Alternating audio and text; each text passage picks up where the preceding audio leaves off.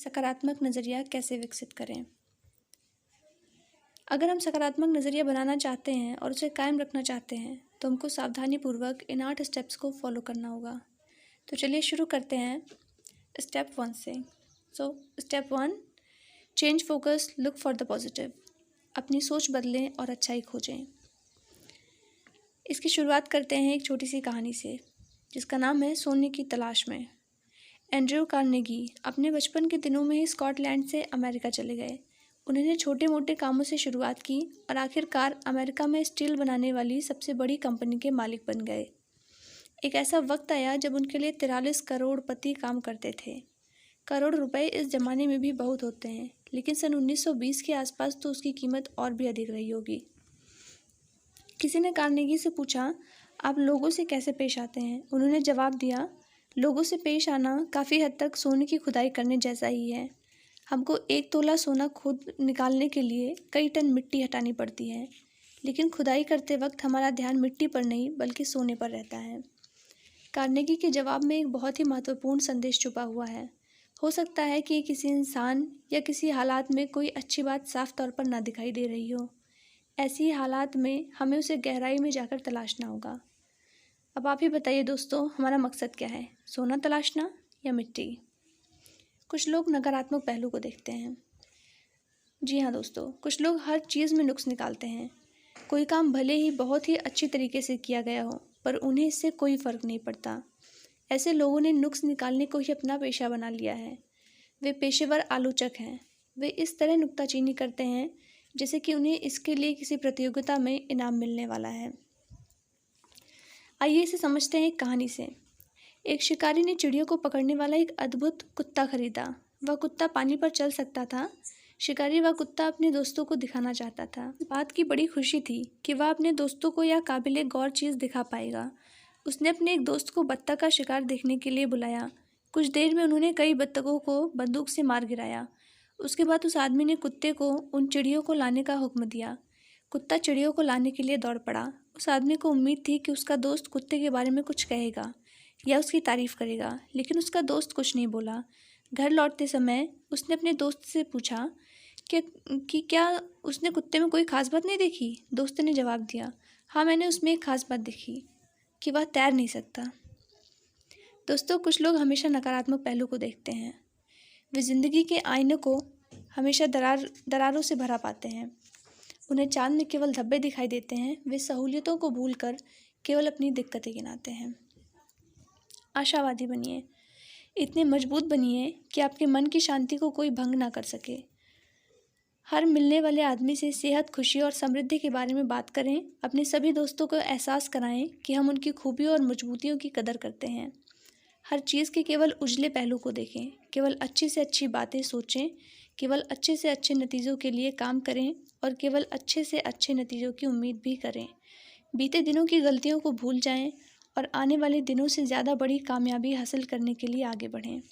हर आदमी का मुस्कुराकर स्वागत करें। अपने को बेहतर बनाने में इतना वक्त लगाएं कि दूसरों की आलोचना करने के लिए हमारे पास वक्त ही ना बचे। इतने बड़े बने कि चिंता छू ना सके और इतने अच्छे बने कि गुस्सा आए ही नहीं। Step 2, make a habit of doing it now. हर काम को फ़ौरन करने की आदत डालें। वह चांदनी रातों में सोया, उसने सुनहरी धूप का मज़ा उठाया। कुछ करने की तैयारी में ज़िंदगी गुजार कर वह गुजर गया कुछ ना कर, हार कर। James Albery. दोस्तों, हम सभी ज़िंदगी में कभी ना कभी टालमटोल करते हैं। आदत की वजह से हमारा नज़रिया नकारात्मक बन जाता है। किसी काम को करने से अधिक थकान उस काम को ना करने के लिए की जाने वाली टालमटोल की वजह से होती है। कोई भी काम पूरा होने पर खुशहाली लाता है और हौसला बुलंद होता है, जबकि आधा अधूरा काम हमारी हिम्मत को वैसे ही ख़त्म कर देता है जैसे पानी के टैंक में कोई छेद टैंक को खाली कर देता है। अगर हम सकारात्मक नज़रिया बनाना और कायम रखना चाहते हैं तो आज में जीने और हर काम को तुरंत करने की आदत डालें। वर्तमान में जिए। दोस्तों, ज़िंदगी कोई ड्रेस रिहर्सल नहीं है। हम किसी भी दर्शन में विश्वास करते हों, पर हमें ज़िंदगी का खेल खेलने का मौका केवल एक ही बार मिलता है। दांव पर इतनी कीमती चीज़ें लगी होती हैं कि आप ज़िंदगी यूं ही बर्बाद नहीं कर सकते। दांव पर आने वाली पीढ़ियों का भविष्य लगा होता है। हम कहाँ हैं और किस दौर में हैं? जवाब है, हम यहीं और इसी दौर में हैं। अगर हम अपने नज़रिए को सकारात्मक बनाना चाहते हैं तो टाल मटोल की आदत छोड़ें और तुरंत काम करो पर अमल करना सीखें। दोस्तों, ज़िंदगी में सबसे दुख भरे शब्द हैं ऐसा हो सकता था, मुझे ऐसा करना चाहिए था, मैं यह कर सकता था, काश मैंने ऐसा किया होता, अगर मैं थोड़ी और कोशिश करता तो यह काम हो सकता था। तो जो काम आप आज कर सकते हैं उसे कभी भी कल पर न डालें। Benjamin Franklin. मुझे यकीन है कि जीत हासिल करने वालों के मन में भी टाल मटोल करने की इच्छा जरूर पैदा हुई होगी, पर उन्होंने उसे अपने ऊपर हावी नहीं होने दिया। लोग जब कहते हैं मैं यह काम किसी और दिन करूँगा, तो इस बात को तय मानिए कि वे इस काम को कभी नहीं करेंगे। कुछ लोग इस बात का इंतज़ार करने लगते हैं कि उनके घर से निकलने से पहले सारी लाल बत्तियां हरा सिग्नल देने लगे, पर ऐसा कभी नहीं होता। वे शुरुआत करने से पहले ही नाकामयाब हो चुके हैं। यह दुखद स्थिति है। टाल मटोल करना बंद करें। Step 3, develop an attitude of gratitude. एहसान मानने का नज़रिया बनाएं। अपनी दिक्कतों के बारे में सोचने के बजाय अपनी सहूलियतों के बारे में सोचें। अपने इर्द गिर्द के फूलों की खुशबू सूंघने के लिए वक्त निकालें। आप कई बार सुनते होंगे कि कोई आदमी दुर्घटना की वजह से अंधा या अपाहिज हो गया, लेकिन उसे हर्जाने के तौर पर लाखों रुपए मिल गए। इसे कितने लोग ऐसे आदमी की जगह लेना चाहेंगे? ऐसा चाहने वाला शायद ही कोई होगा। हम शिकायतें करने के इतने आदी हो गए हैं कि उन चीज़ों की ओर हमारी नज़र ही नहीं जाती जो हमारे पास मौजूद है। हमारे पास ऐसी बहुत सारी चीज़ें हैं जिनके लिए हमें शुक्रगुजार होना चाहिए। मैं जब कहता हूँ कि अपनी दिक्कतों के बजाय सहूलियतों पर गौर करें, तो इसका मतलब ये नहीं कि हमें आत्मसंतुष्ट हो जाना चाहिए। एहसानमंद होने के नज़रिए का मतलब आत्मसंतुष्टि नहीं है। मेरी बातों से आपको आत्मसंतुष्ट हो जाने का संदेश मिला तो मैं अपनी बात को ना समझा पाने के लिए दोषी हूँ, और आप दोषी हैं अपना मनपसंद मतलब निकालने के लिए। लोग किसी बात का मनचाहा मतलब कैसे निकालते हैं, ये बताने के लिए मैं एक कहानी सुनाती हूँ। एक डॉक्टर को शराबियों के एक समूह को संबोधित करने के लिए गेस्ट के रूप में बुलाया गया। वह उनके सामने कोई ऐसा नमूना पेश करना चाहता था जिससे उन्हें यह एहसास हो कि शराब सेहत के लिए नुकसानदायक होती है।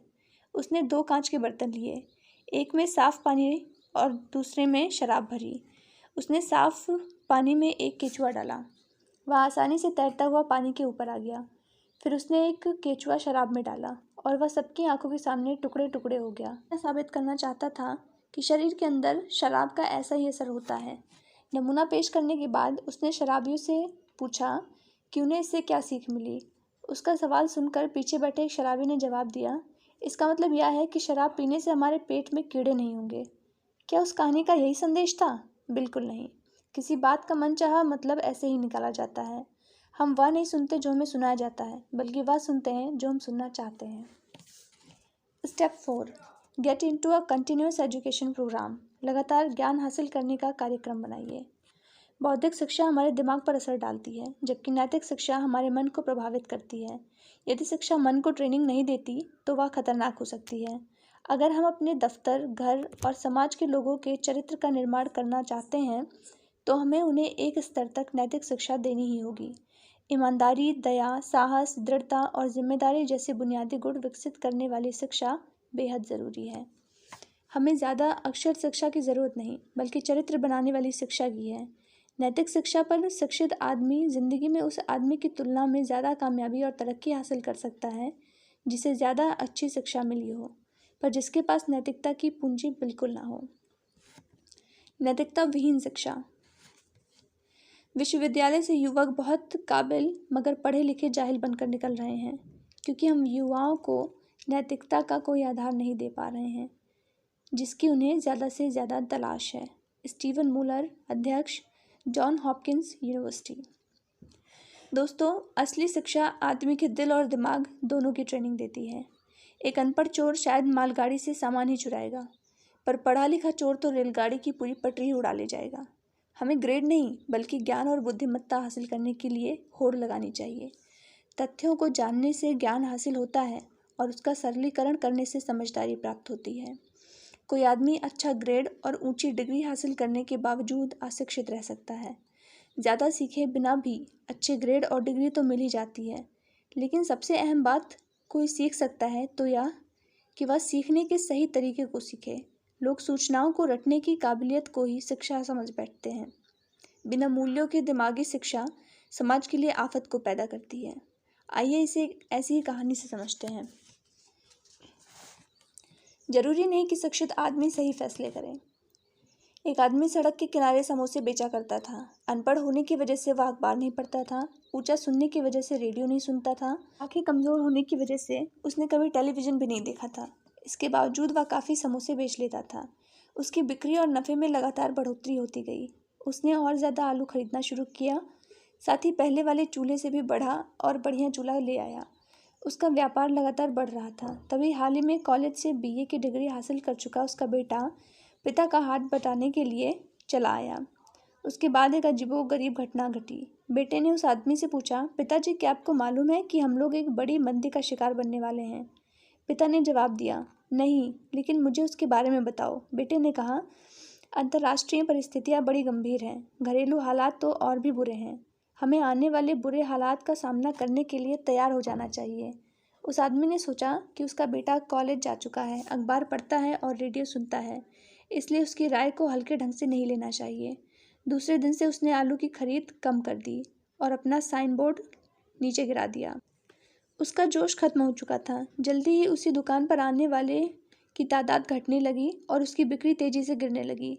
पिता ने अपने बेटे से कहा, तुम सही कह रहे थे, हम लोग मंदी के दौर से गुजर रहे हैं। मुझे खुशी है कि तुमने वक्त से पहले ही सचेत कर दिया। दोस्तों, इस कहानी से हमें ये सीख मिलती है कि एक इंसान ज़्यादा बुद्धिमान होने के बावजूद गलत फैसले कर सकता है। कई बार हम बुद्धिमत्ता को अच्छा फैसला मानने की गलती भी कर बैठते हैं।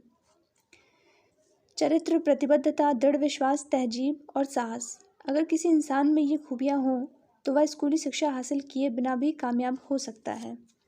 दोस्तों, मिलते हैं नेक्स्ट वीडियो में इसी चैप्टर के सेकंड पार्ट की समरी के साथ। Thanks for watching.